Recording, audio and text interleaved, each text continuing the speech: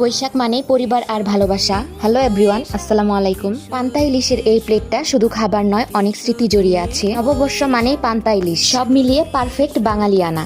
বেলা থেকে দেখে আসছি সকলে মিলে একসাথে বসে খাওয়া, হাসি মজা আর একটু খুনসুটি, এই সময়গুলোই সবচেয়ে আপন লাগে। আজকের এই আয়োজনটি করেছিল আমার আম্মু। মূলত আজকের ঘুম ভেঙেছেই ইলিশ মাছ ভাজার গ্রানে। আব্বু আম্মুকে অসংখ্য ধন্যবাদ আমাদের জন্য আজকের এই আয়োজনটি করার জন্য। মিস করলাম ভাই এবং শ্বশুর শাশুড়ি। আমাদের মতন কে কে পান্তা ইলিশ খেয়েছেন অবশ্যই ছোট্ট একটি কমেন্ট করে জানাবেন। আর সেই কমেন্টের হাত ধরেই আমি চলে যাব আপনার পরিবার। এক প্লেট পান্তা ইলিশে ভালোবাসা যেন আরো গভীর হয়ে ওঠে। এখানে আম্মু ইলিশ মাছ ভেজেছিল, আলু ভর্তা করেছিল, তারপর নোনা ইলিশ ভর্তা করেছিল, শুধু ইলিশ মাছ ভাজা ভর্তা করেছিল, হয়েছে ইলিশ ভাজা এবং নোনা ইলিশ ভাজা, পেঁয়াজ কাঁচামরিচ তো মাস্ট বি থাকাই লাগবে। এভাবেই পান্তা ইলিশের মধ্যে দিয়ে আমাদের বৈশাখের প্রথম প্রহর কেটে গেল।